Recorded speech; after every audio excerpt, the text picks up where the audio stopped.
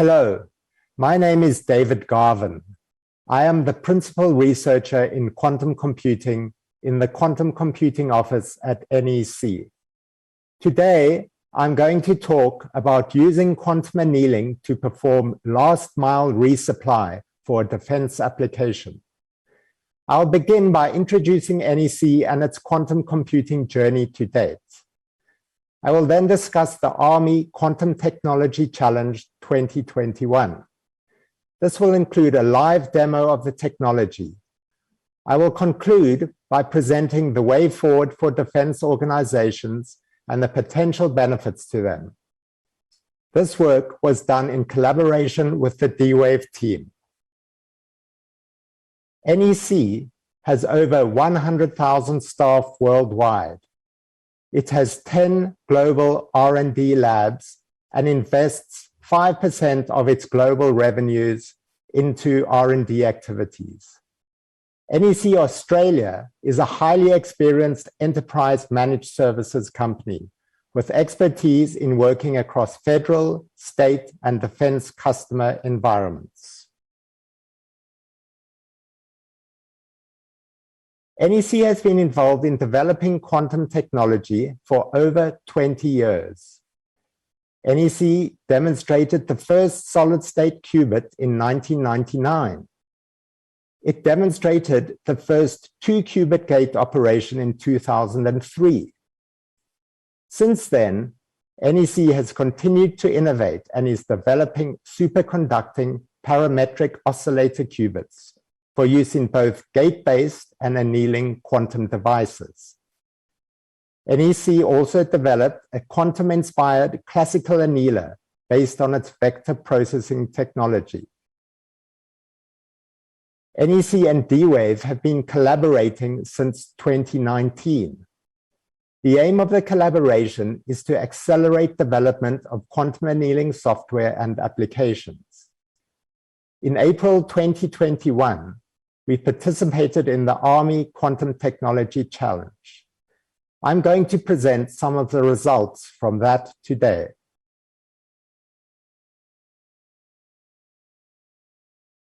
The Australian Army issued a challenge to optimize the last mile resupply by a squad of autonomous vehicles.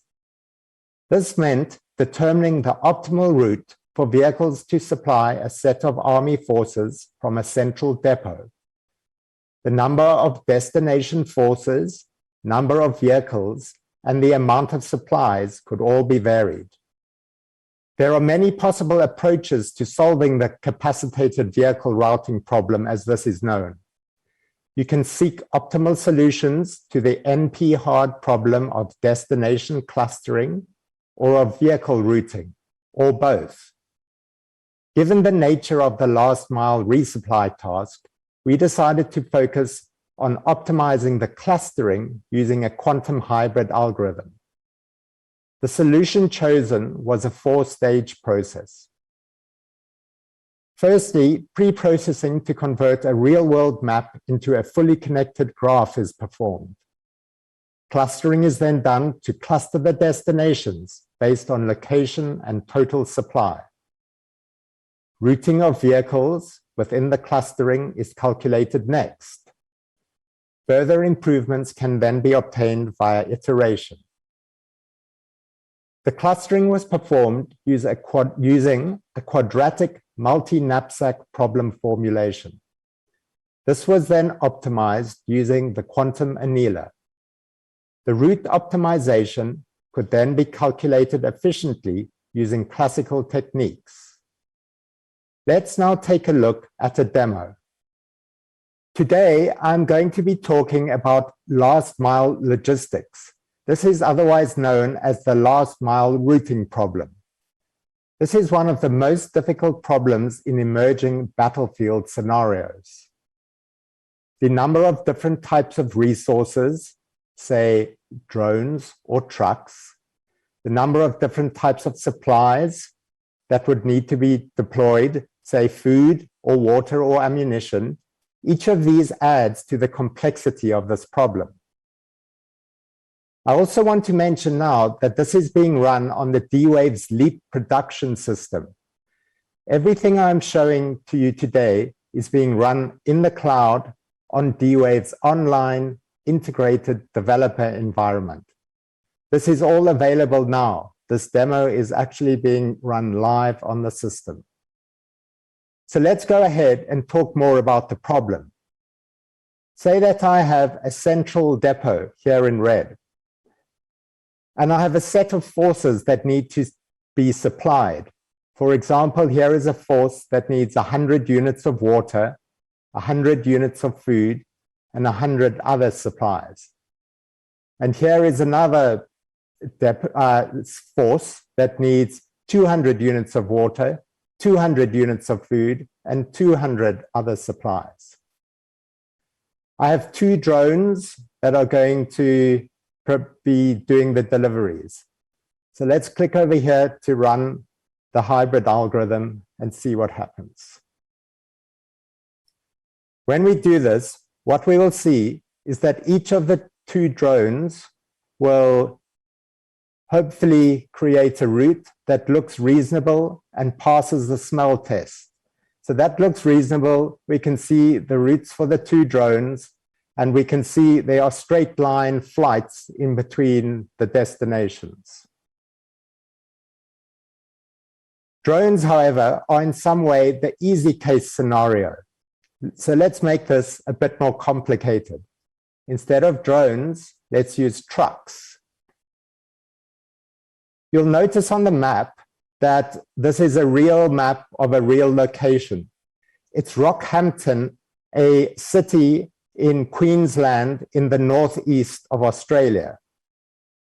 This is an example of using a real-world location with real streets to solve a real practical problem on the D-Wave machine. Now, instead of 10 locations, let's increase this a bit and let's use 76 locations. And instead of 2 vehicles, let's use 7 vehicles. So I'll click on the run button and let's give that a try.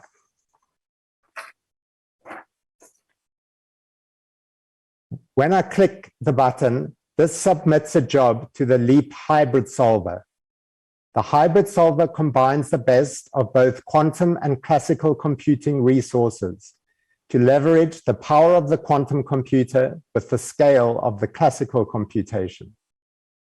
By utilizing the best of both worlds, it's possible to solve these large problems. For example, here we are solving this problem of supplying 76 different troops locations with 7 vehicles. Now, if we look at the location, I'm going to zoom in here and we can look at, for example, that the green vehicle, and we can see it's driving around on the actual roads. We can even see that it's going around the traffic circles.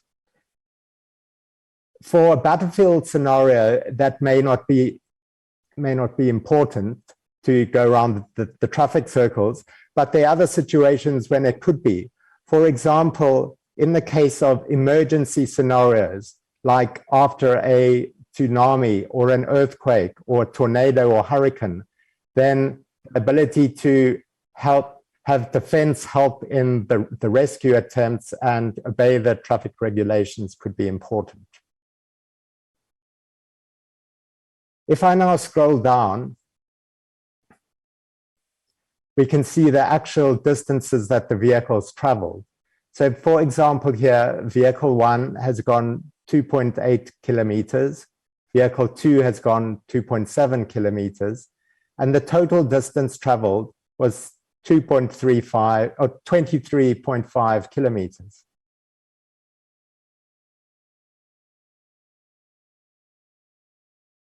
So I'm now going to run the problem again, and I'm going to use the classical solver.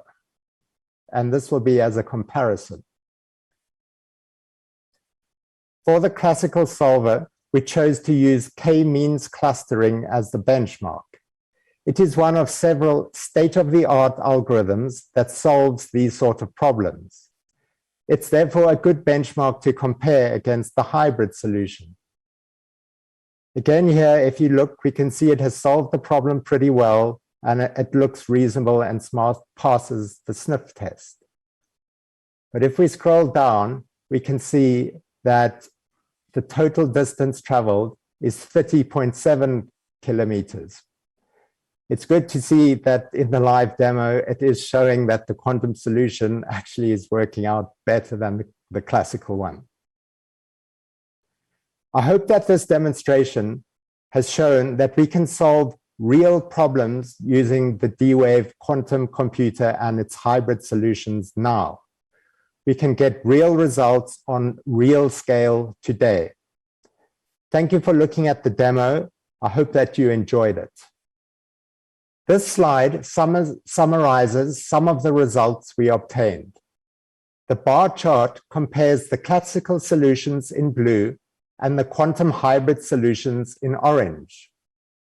The y-axis represents the total cost or distance traveled. In other words, lower is better. We can see that in all cases, the hybrid algorithm outperformed the classical benchmark. Additional experiments were then performed to further analyze the algorithm's performance. A set of standard benchmark problems from Christofides and Elon in 1969 was used along with D-Wave's pre-production hybrid solver. This will hopefully be due for release later this year. There are three categories of results that we can see on the plot. On the left-hand side, for small problems, the classical solver outperforms the hybrid solver. In a sense, these problems are too easy for the quantum hybrid algorithm.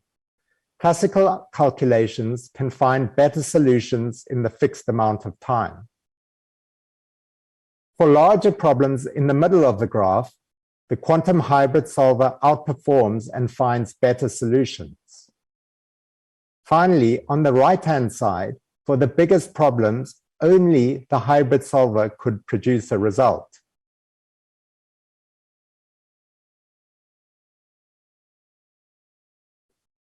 This work that was done can easily be extended.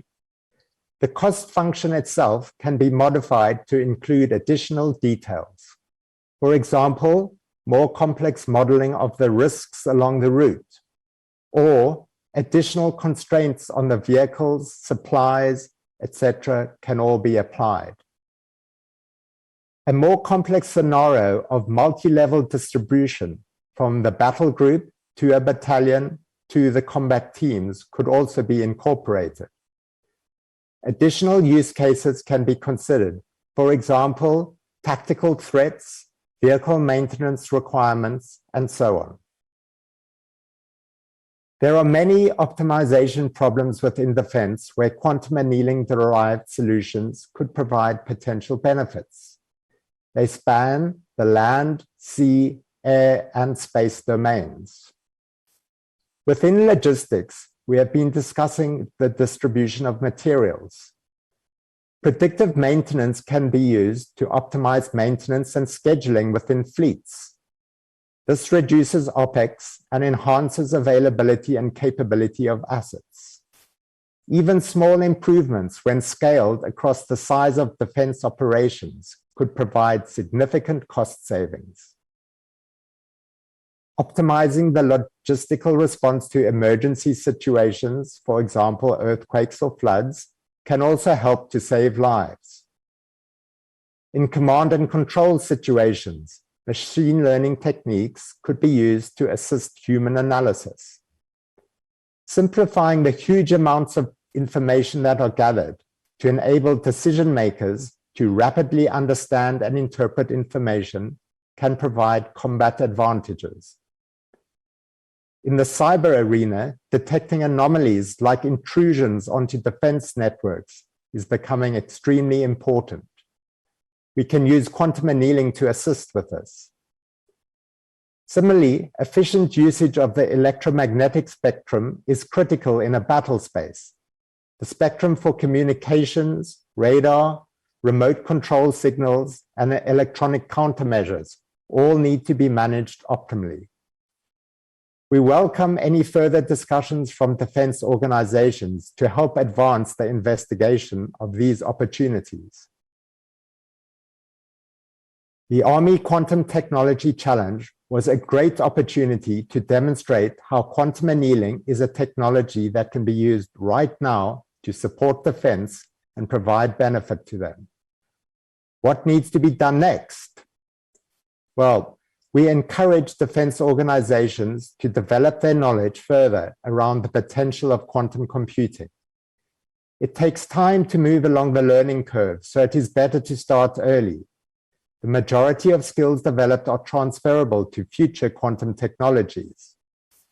Due to the exponential nature of the technology, it is expected that early adopters will have an advantage over rivals.